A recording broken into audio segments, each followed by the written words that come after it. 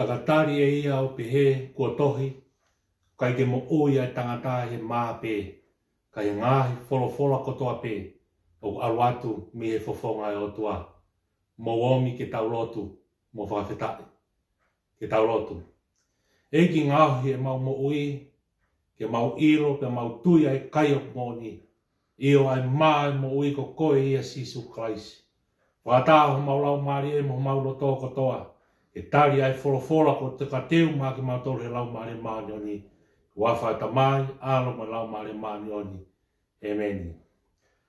Himi e kamata aki e tau Malanga ki o tau eiki, o maa foki ai pamanatu e Sapate Sia'atoutai, e ngahi mafua o la. Oronge au tahaua e himi, ono tahaua ke tau hiwa. E ta mai hono i kai e a hono anga whakaofo, kirua e ngutua purea e tala o poto.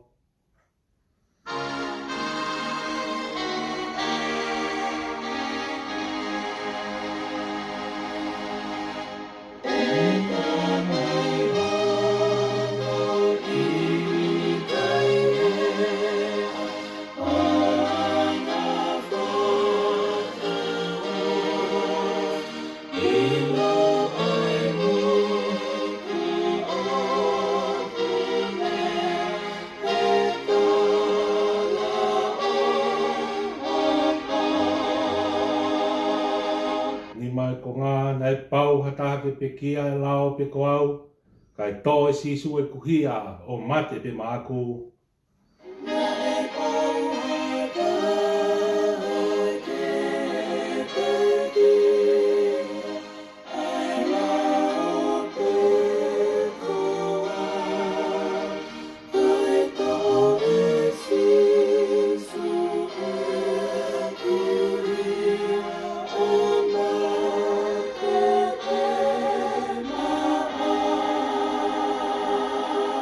Maata e langi mea whaou, tai alo ke iloa, se ne tūpe ai to tonu, kai tūpe moi ofa.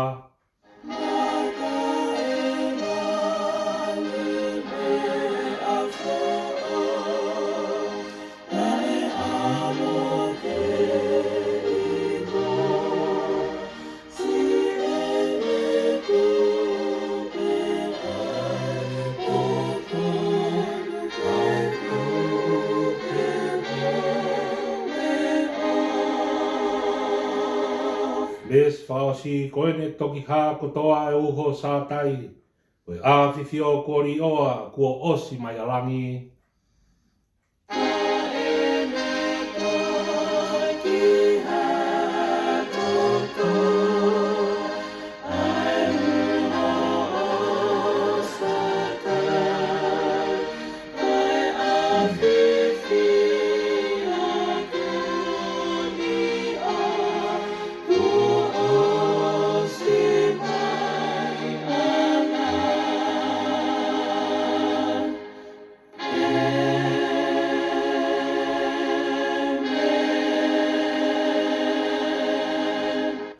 Lotu. Hallelujah, hallelujah, hallelujah ki langi tau potu. Tamai hono i kai ea hono angane whakaofo. Kilo e ngotu o kurea pe lau miliona e karistiane kotoa pe. Whakau e mau whakawhetai ki e ofa tāpua ki a Fiona. Whakawhetai pe toi whakawhetai ho mau lau maari e aho pe mono whakakoloa. I whonga e tau, tolu i Sapate e walu i mahina. Tala mai koe Sapate whakamanatu, api ko Sia'atoutai. Whare maa mao e ako pia moe lotu. Lotu kalafi pia moe teolosia. E talaki a ngonga le lei o Sisu kalaisi ki mamani katoa. Kawai a mafuaola. Kawai a api ko toi tu munu ia. Whai lotu ko teu ki he wani. Holo ko mo tangata ngahi tōnga whare. E whakawheta ia o tāpu kina ma ne matai koloani. O mau inasi ai. Me i te aia mafuaola he tāpu aki ko ia. Inasi ai hono tau tangata ke mono tau whiwhini. Hono kau whaiwhikau mono kau se kuata. Pau mau lawenga ai he monu ko tāpu aki ko ia. Mau kau whaiwhikau. Si kakai ko teu i he apini. Ko ngā peko ngā ue he lotu. Pa koe whakawhetai e mau mo ui he aho koeni. Pungaki mau peke mau whawhetai ko uhi ko e whaki ko whai o toa a hono aloa Sisu kalaisi. E ne hifo pe kia he whunga kolosi. A mau lawe ai he mono. Pa mau taka he kaihau. E pure anga o toa. Whawhetai ni pe ho mau lau maari e mau ilo whawapau kai ki ai hare o mamaha. A koe leo pe fia he tapa e wha ho mau ki sia sini. Mo mau potunga o eni. Kei whakarelei pea hou eiki. Whakarelei pea mafuaola. Ka maari kuola. Mātō kawa. Si kau tangata eiki kotoa pea e whare matapure. Mau tui koe whakawhetai ai mau mo ui ke inasi ai ai whaifkau e potunga o e. Sione tua koi. Ka peheke sione hoa haitirensia. Mona ki whamiri. Mo e tauhi e tōnga whare ko Filipai. Whawhetai e mau mo ui koe whakarelei ke i hāpea e a si roto whare e whaifkau mālolo. Te whita lango ia, peheka lau manu, ka māso na ngahi whamiri.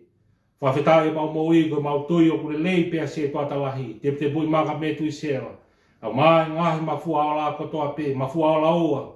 Peheke si turikaki, lātu hoi, peheke si loata a hen. A mai mafua o la tolu, si kamperi, peheka ansika. Mo e tauhi e ngahi tōnga whare e siasi pa mau whawhetai ai e mau mo ui. Whawhetai koe ke whakakoloa mo ui ke inasi ai e sea ai association ka maa e komiti pōre ai siasi. Koloa ai a bāki mau tolo. Whawhetai mau mo ui mau ilo koe si ngahi loto whare kotoa pe wau ki ai e whakamafola lotu e aho koe ni. E whare rei si ngahi whawhangai tamai, si ngahi whawhangai whae. Whawhetai e mau mo ui koe ngā koe tauhi ke whai ki se mau kau tāwau mo i kau whine mui. Whawhetai e mau mo ui. Ko ngā koe whakakoloa au si ai mau whanau. Koe rea ai ahoni. Koe rea ai a mafuaola ahoni. O mafua ai maamani pe aola ki langi. Ko ngā pe koe ei ko Sisu kalaisi. Whawhetai koe whainga maari e ke mau whanongoa ho wholofola. Mau lawe i hake ai maamani mo e taau mo e whakangata e lockdown i ho mau whonuani. Kai whawhetai koe ke lockdown i ai ofa mai a Sione ka te mau tolu. Mau ke nofo pe. Whakatahata mai whamiri, nai pia e palani ia. Nai pia e whakatoto ia o tuaki ha taimi peheni a mo ui. E mautoe nofo hifo. Whakaahonga ia e whainga maari e kotoa pe. Ke whakapapaui o mau kaini he maa e mo ui. Maa ko ia ko e ko Sisu kalaisi ia. Maa ko ia nai wholofola ko ia nai e kamata anga ka kua hoko ka kano ia Sisu kalaisi. Pia koe tohi tapu ia he ahoni. Pia koe mau uki ia he ngai taimi ko ni. Lolo tonga e whainga tā mau tūpi o mamata. He tau pia si hova ia ki mau tolu. Lolo tonga e whainga tā mau tūpi o mamata. Mau ilo whapapau o ki ai ai pupunga tā puaki. O ku honoaki mai ai he o toa maki mau tolu. He lolo tonga e whanonga anga e mamani ki mau whanonga ai. Pako e mau loto ia ke tāpe kena si ngahi loto whare kotoa pe.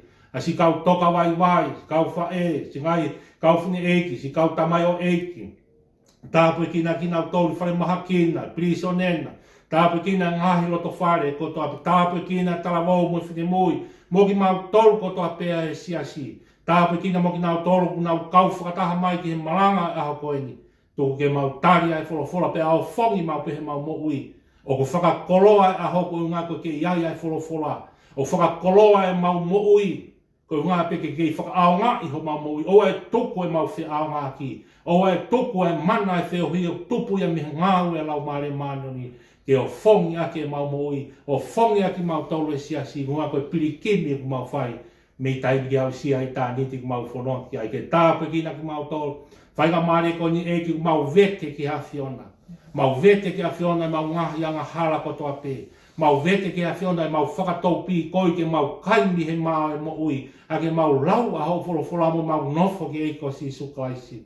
whamau vete ki a Fiona, whakamore more e ki a lahi e taime koe ki mau whawhanga aki, e mau whanau mo e mau whamamoko puna e mea to koni to tonu o e mo ui, ka koe wholofola e o toa, mau vete e ki a Fiona, mau mo ui whakafoi tui tui, o mau wanga hala ko toa pe, hanga e te koe laua e sa me whawheta, e koe ke nofua ia e ke lama mau kovi, ka koe kumi haki hile rei e mau mo ui, ke lava i ha mau whakamore more ka whaka a siri ai ho mau whakatonu hia ko ngā ke mau mau e mo i tangata. Tā pe kei nai siasi ko toa pe, ngai tōnga whare ko toa pe, mawhua la uraki, o ape mo i tolu. Tā pe kei nai ngai mo to whare ko toa pe, wa ki ai e reo e kos pe rie ahoni. E lang ia pe e ko si sukalaisi. Hange koe mau lotu ko hake. E tā pe kei nai ap ko Sia'atoutai, ap ko nā whalu whai hono whamanate ahoni. Whakamahino aki mau tolu koe whama, whare maama e ako pe mo e lotu. E teu ia e tau tangata pe mo e tau whiwhine ko ngā koe talaki o ngongore rei e ko si sukalaisi.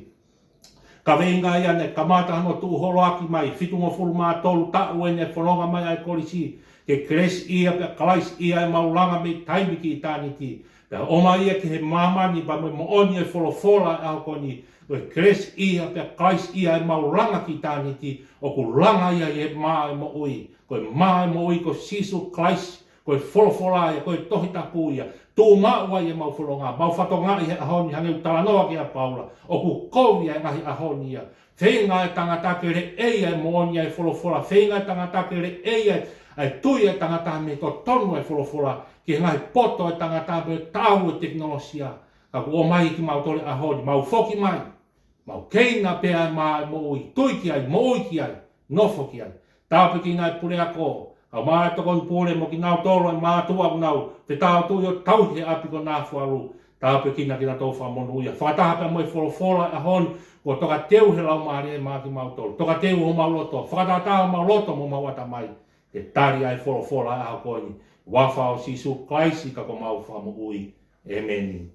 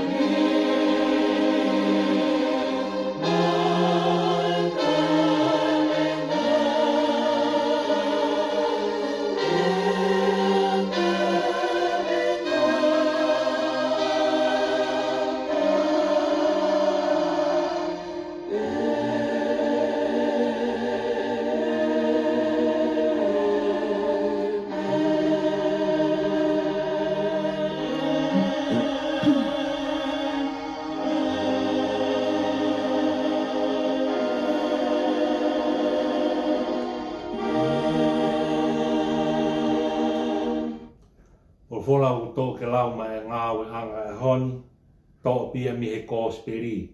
O ngongo le lei o Sisu Kalaisi o no hiki tohi e Sione, wahe ono pa koe vesi nima taha ke vesi nima walu. Sione wahe ono, vesi nima taha ke nima walu. Ai au pehe ono wharea. Ko au pehe koe maa ko mo ui, aia ne alu hifo me langi. Ka pau e kai a taha me maa koe ni tene mo ui peo tai ngata. Ka koe maa foki te ua tō ko kakano ia koe hui a koe mo ui a maa mani. Ko ia nai whe kihi aki ai haa siwa pehe, o lawa whewhea e sianani, ke toku mai hono kakano ke kai. Ko ia nai mea ai a sisu ka te kinau tō, ko awe o kou talatu. Ka pau e kai te mou kai a ka kano e whanau tama tangata, mo inu hono tata, o ki kai te mou mau mo ui ia te mou tōru. Ko ia kune keina hoku kakano mo inu hoku toto, o kune mau e mo ui tangata, pe te ufuatu ui i he awha mui. E ko hoku kakano ko ha kai mo nia, pe ko hoku toto ko ha inu mo nia. Ko ia kune keina o kakano mo inu hoku toto, kune nofo mau ia te au, mo au ia te ia. Hange ane whekau au e he tamai o mo ui, mo e ku mo ui a ku koe ui a koe tamai. Pe he, ko ia kune keina au, e mo ui foki ai toko taha ko ia, ko hiko au. Koe ni ai maane au hifo mihe langi. Tala e hai o hange koe kai a mo ngahi koe piana o ngate pe. Ko ia kune keina ai maa koe ni, tene mo ui o ta ngata. Amen. Tapu ki he a whia o tua i tau lotolotonga. Tapu ki he potu tok tapuni. Whakatapui ki whaia e tau whakawhia ngai maa non moi o tua. A whia o tua he loto e tangata. Te au tok tapuia. Tapu ki he whanau a hou eki. Tapu ki a mafua ora. Tapu ka rikuola. Ka maa e whare mata apure. Tapu ap ki he tatai ki whaifkau e potungowe. Son tua koi ka maa hai te rensia. Pekona ki whamiri. Tapu atu ki he whaifkau maa lolo. Ki whitalangoia ka maa laumanu. Ka maa sona whare. Tapu ap ki he se tua talahi o ngahi mafua ola. Te pui maka me tui sela. Pe he ku whakatapu. E kau se tua ta kotoa peo e ngahi mafua ola. Uruaki, ua pepo e tolu. Tapu atu ki he SEA Association, Sione Palauni Waotangi, ka maa e komiti pure e siasi. Whakatapu atu, e ngahi loto whare kotoa peo e siasi. Si ngahi fofonga i tamai, si ngahi fofonga i whae. Whakatapu ke tau kau talavou, kau whine mui, te au sia e tau whanau.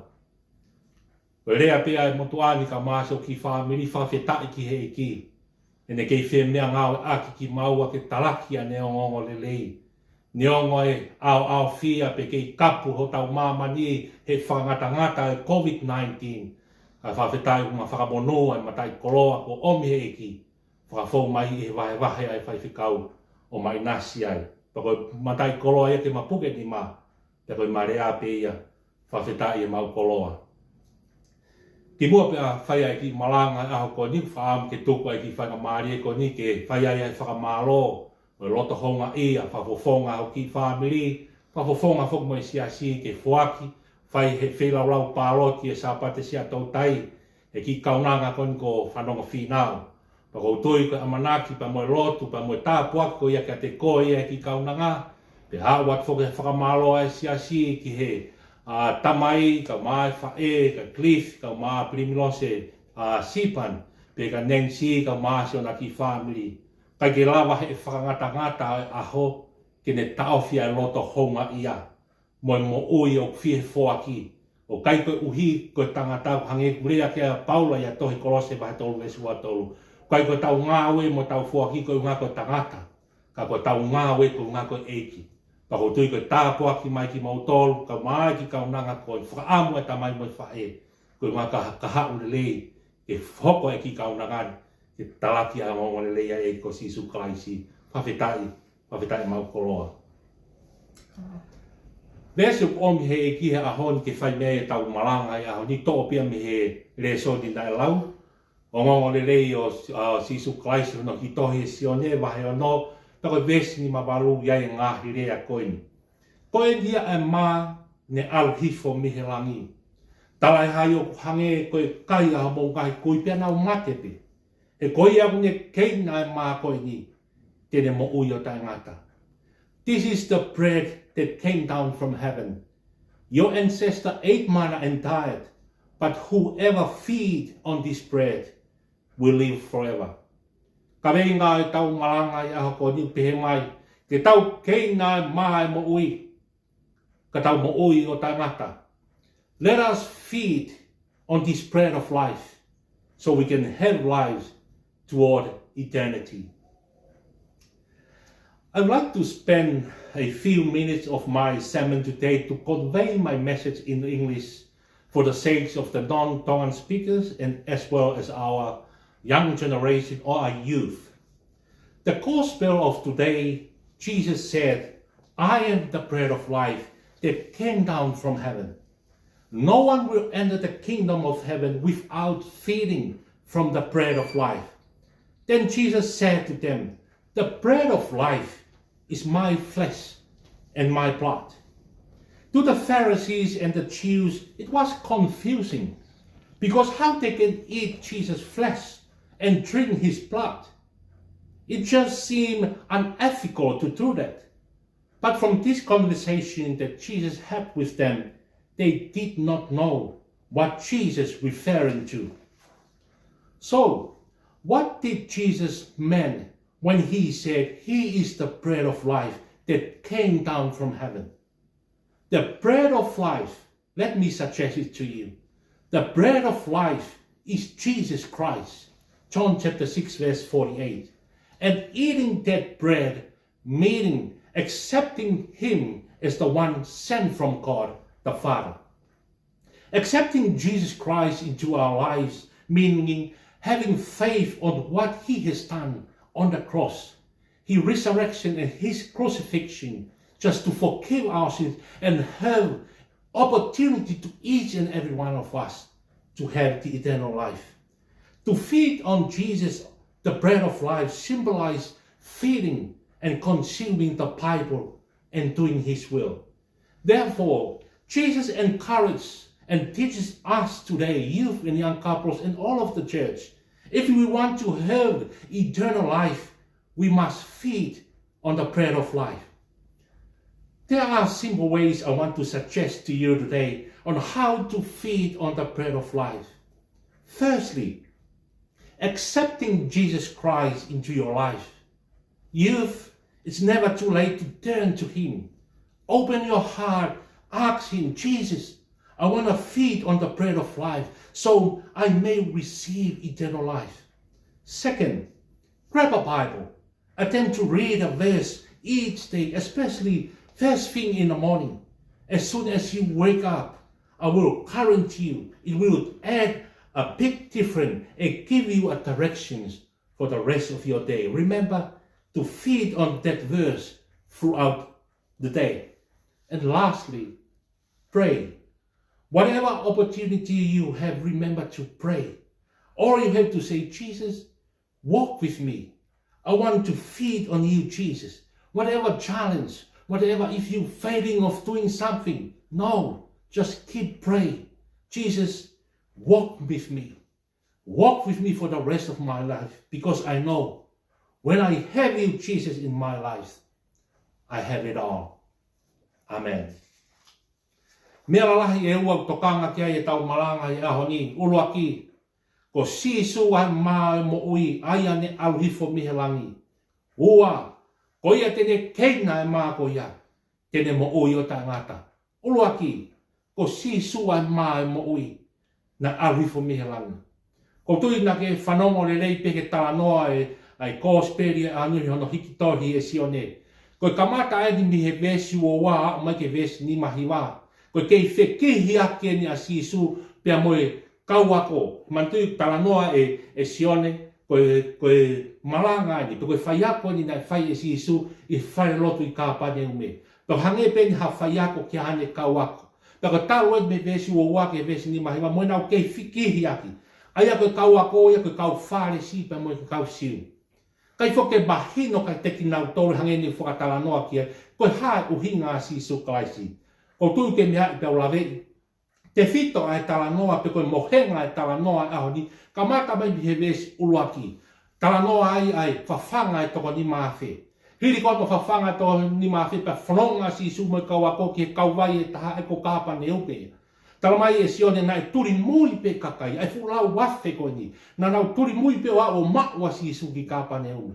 Peko taha ne ngai wholofola a si su. Oa te mou whe kumi mai ka te au koe ngā koe kai o ngat whangata pe ai kai whakamate lie. Pe mou whe kumi pe ki he mā mana. Pe whe kumi pe ki he mā mate lie mā mani koe ni.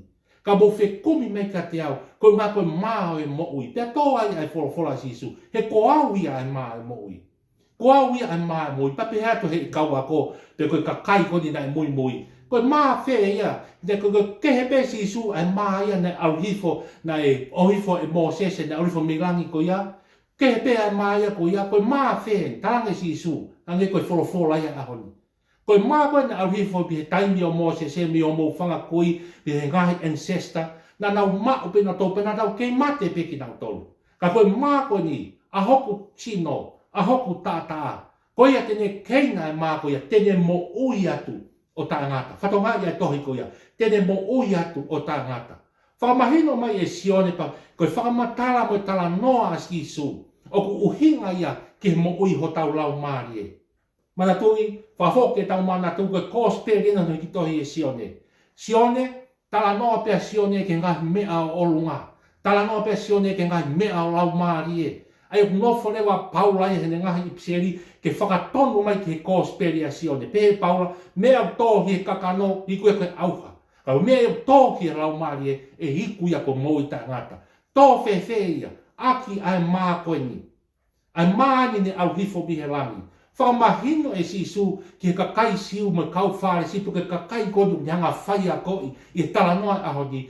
Koe mā koe na e keina pe na e mau i homo whanga koi. Na nau mate pe ki nau tō. Au tala noa sisu ia ki he kakano. Na nau mate ki nau tō. Tuke heanga o nau rau maari e ki nau tō. Te nau haere ki nau tō ki he langi. Tala noa si he koe uhinga ia e kakai koi.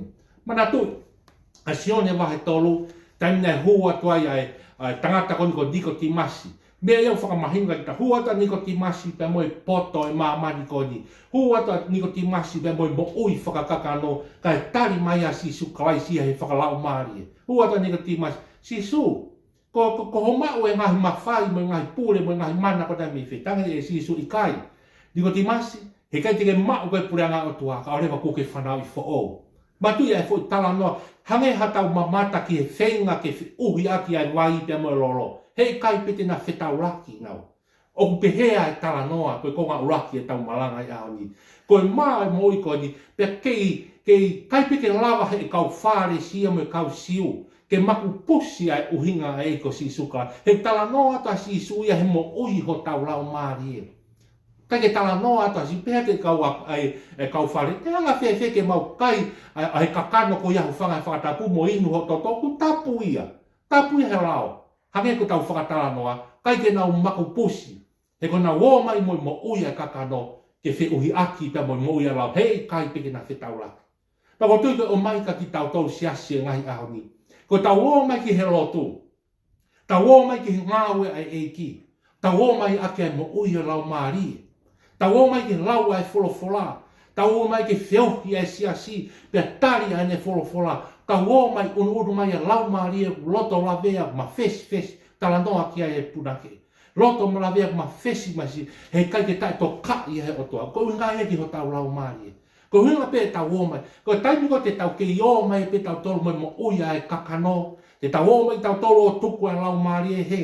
Ka tau toki fesfusi aki he mawhai. Mo whaia e tala tupu a. Mo whaia e ngai whakahiki taba. Mo whakahiki ha te mea ku mau. Kei tala hoto ki tā mo hoto mawhai. Kai tukuangi e mo uia lau maari e. Wo fongi ki tau tolu he ahoni ngahi mawhua aola. Ko eni ai maa ne au hifo mihe langi. Koe māia e mo ui. Māia maho tau lau maari e. Hange ko tala noa whai hono. Temptation na whai he te woloki a sisu. I he ngai potu maka. Tala noa ke a mātiu. Pa talange ke a yesi. Kai ke mo ui a tangata e māpe. Iyo, mea le leipe. Mea le leipe ngai mā mo i koloa. Mo mea mā mani koe ni. Mea le leipe ia. Kau kai ke mo ui a tangata ia. Mea mo ia tangata ia fola alatu ya me fofonga e o tua. Mea ia mo ia ko tanga nonga ia ahon. Pa ko tu iau ke tau lava whakauhinga, whakatala e ka kano mo materie ko toa mamani, ka tau unu mai e lau maari e kohori. E ko tau unu mai ho tau lau maari ko hai koa ko maoni oni. Ko tau wanga hala ko toa pe i a fio mai a eki. Ka koe ngā koe whaki mea ofa e o toa, o ne whaki ai maa koe ni. Maa koe ni ko sisu klaisia. Maa koe ni ke tau wau ki ai, tau keina e maa koe ia. Koe ngā ka tau mo oi atu o tā ngata. Koe rea mo oi atu o tā ngata, kata tau ke hiki tohi a Sione. Koe tau lau maari e ia.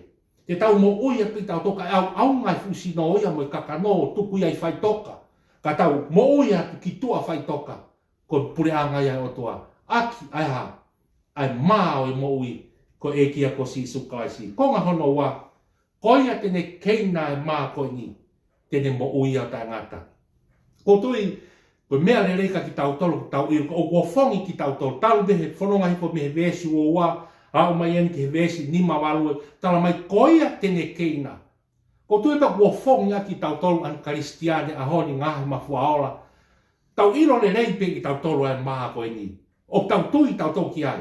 Pau tau o mai ai maa koe ia koe tohi tapu ia he a honi, ko tui ke mea i tau lawe, koe maa e. Maa e mo ui, koe ni a sisu kais, ai ni nai ai ka kano ye tau e wafe kuohiri. Pia haa ere haka sisu kais, koe maa e. Tau ilo le leipe ki tau tolu. Tau home pita tolu, tau iyo, kau ka lauen, kau ka keina e maa koni, te wikwa i e mo i tangata. Ka koe palo parema e ahoni. Palo parema e ahoni, kai ke tau keina e tau tolu e maa. Ko whaapa he tala noa, ko whai moe malanga a hoi. Pai ke tau keina ki tau, pe ku tau keina, pe tau whakatau pi koi ki tau tolu. E ku tau lahi angi, ke tau awhe pe ki tau tolu. E ngahi maa o materia o maa mani koni. Ko hae ngahi maa o materia o maa mani koni. E ngahi mea to koni o maa mani, ai mawhai, ai pure, ai paanga, ai koloa. Ko ngahi maa ia o tau keia awhe pe ki tau tolu. Miai moe maa e ahoni koe, koe whakatūtū ngā, moe tatang, fusi hango mawhai mohono mea o kune mau. Tau hanga naki ki tau tolu he tau o mai ki he lo tūpa moe ngāu e siasi. Tau o tau tolu o keina ai maa o mai he te woloka ki tau tolu. Kai tue noa ai maa o mai he. Pako tala loto ki ai e mo ui. Tala loto ki ai e mo ui. Ai whakatau pi koi ai mo ui. Ke keina ai maa koni. Tala mai ka hau koutou ke mea i tau lawe. Ko tau whanonga mamani koni, o ku tala mai he toke tā ke tau, mau e mea toko ni mo i le lei, mau e mea toko pa tau, lue whabarasi, koe ngā koe mo ui ho tau sino kakano, te fuoloa mo ui. Ta tau tofu pe ia, pe mo ui ho tau rau maari, ai wofo ngā ki he aoni. Tala mai si, keina e mā koni, koe ngā ke mā lohi ho tau rau maari, ke makalofi ho tau rau maari e. Ke ha, ke tau mata tari aki, ai ngā hau vela ko toa pea setana. Whakapoe, ko tu kono wharea, whakapoe ka pau o ku kai keu keina whakaahoa e ba. Ka e teimo vai e ku ki i tui, teimo vai e ku mo ui he aho kotoa pe, ka pau pe teu ki a pe he pongpongi, ki i whakasio hoko pe ke wholofola, ai ko ki i hange pe hau ki i light snack pe he breakfast i he pongpongi. Ka pau rewa ko ki i iwi ko ia. Kai pe ke toi lau e au e wholofola pe teu keina e maa mo i toka aho. Pake whakafuafua ngai e whewhe ho o iwi. Whakalau maari e. Tā koe mahapo e hoko pe a hiwa hoko hoko furu. O stoki lau e mo i whakalau maari e. O si hō mai e ngahi maa kehe ia o i maa mani koe ni. Ka he taimi o te keina e maa he pongpongi. Ko kamata holo fo pe e te iwi whakalau maa. Keina he hoa tā. Keina he fiafi. Pe a maa lohi, pe a kau. Pea mo oile lei hoto lau maari e. Pea tā hei kai ke lava hanga hau wela ia te wolo. Ke te lava au he tau mo ui. Mea kulea ke ia whakahawa he tolu. Tala mai, puke mau ho tau kalauni. Koe puke mau ho tau kalauni ha karistiane ngahe mafua ola. E tau keina mau pea e wholofola e ki. I e whainga maari e koto ape. Whakaroto lahi e whai ki he tau whanau ke tau youth. Keina mau pea e wholofola e ki. Tō pea ki wholofola. Alu moi ki he ako. Alu moi ki he ngā ue. Heka moia, whao i ho mea re re, whee peha whetū te ke au, toi peke lue, whamau sino he hala, tō o pe te tere whae te ki wholofola, keina pea wholofola e ki. Kou toi, koe whakaloto lahi a mā ki tau, hawe ko whakatala noa au ki, wai e rea, There are a lot of people going to the church, but few go to Jesus. Just like the bread. There are a lot of people, millions of people know how good is the bread of life. But only few of us is feeding from it. All we have to do, we have to eat it. Tau mau mea to koni mea. Tau mau ilo peke ai e folofola. Tau wahe folofola. Whātala noa mau pehe folofola.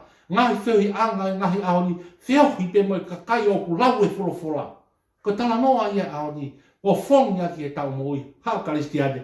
Ngahi mafua ola. O e ngata pehe tau ilo koe maa ne moi arifo mehelangi. Tau keina e folofola ko ia. Koe poto ia na tala noa ke e uraki tui e aoni wahe ua moe wahe tolu. Hiria pe kia te wita pe au ke wahe tolu. Nei kore e Solomonia e poto.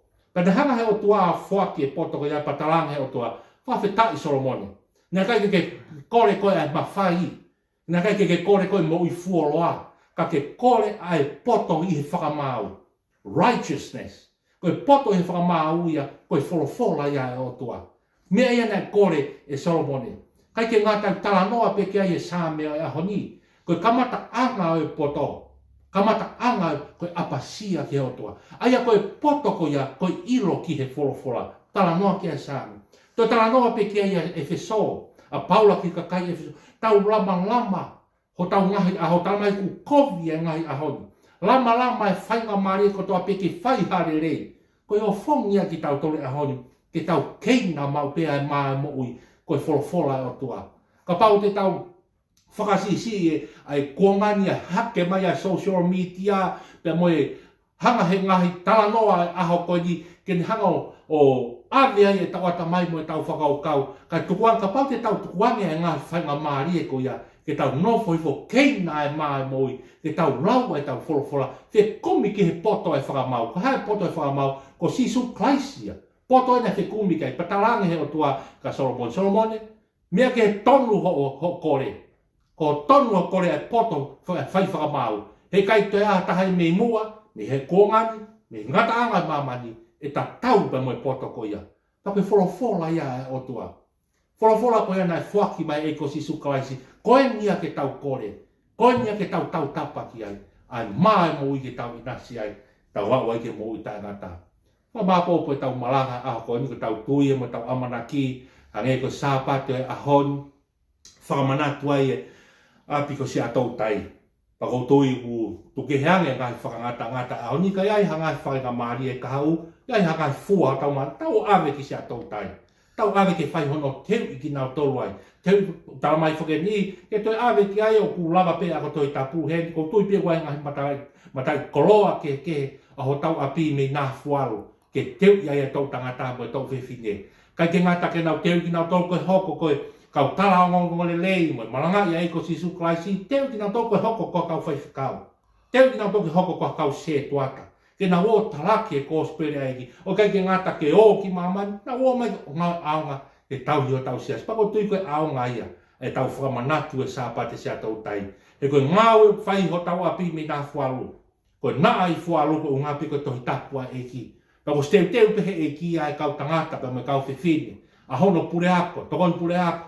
Kau maasi ka kai ko toa peku na whetau tui whai ho tau whatongi amo langa ho tau apiko Sia'atoutai. Ko ngā pehe teu i ai tau tangata. Ke nau ilo ai keina e maa mo ui. Ko e ko sisu klaisi. Pekai ke ngatai. Ke nau o atu. O talaki a ngongo le leia e ko sisu klaisi. Ki mamani ko toa pehe. Teu toi ai atu. Tau o keina e maa mo ui. Ko maa mo ui ko sisu klaisi. Aia nai haere fu me langi. Ko ngā ke tau keina whakamalohi a kia e tau mo ui. E tau tolonga ho tau mo ui ho tau lau maari. Me a honi o au ki he ngata anga e tau mo ui. Koe ni a mā ne au hifo me langi. Talai hai o hange koe kai a mo ngai kui pe nau mate pe. Koe a une keina e mā ko ni tene mo ui o ta ngata. Koe a ngā mafua ola ha karistiane. Tāwau mo whine mo i au si a tau whanau. Ke tau keina e mā mo ui. Ko tohi ta puia. Ka tau mo ui o tai ngata. Amen. Amen.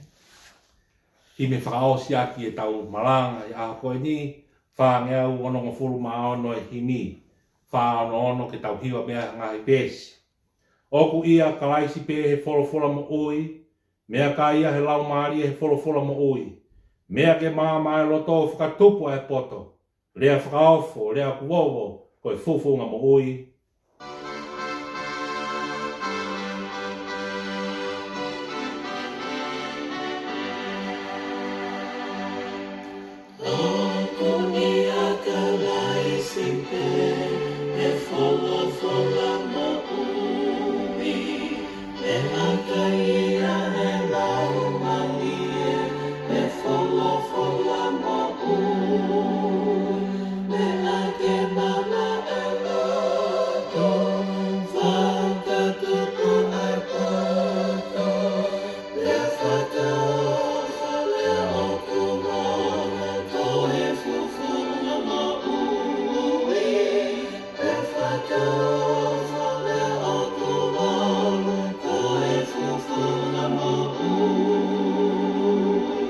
Es whao si ko au atu e ngai kakai he wholofola mo oi.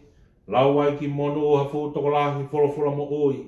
Whai pea e fusifonua hiki kakai ki o lunga. Lea whakaofo, lea kuwowo, koe fufunga mo oi. Au atu e ngai kakai he wholofola mo oi. Lau ai ki monu ha whutokolahi he wholofola mo oi. Whai pea e fusifonua hiki kakai ki o lunga. Lea whakaofo, lea o kuwowo, koe fufunga mo ui. Lea whakaofo, lea o kuwowo, koe fufunga mo ui.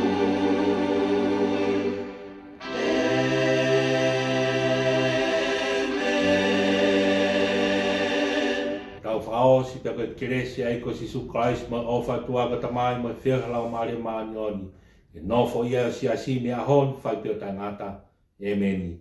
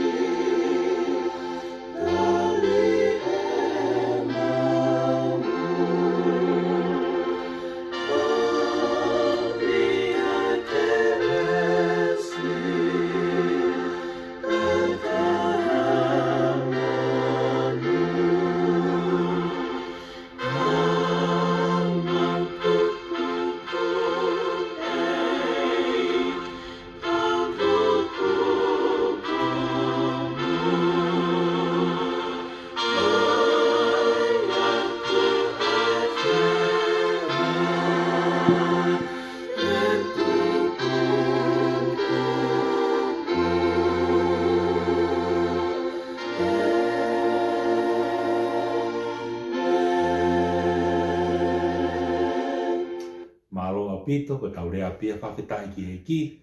Mo whakatawange, mo whakaamu, ne au le lei atu ai wholofola e au ni e ngahi loto whare ko toa pēsia si. Malo apito mo mea mai, mo mea a.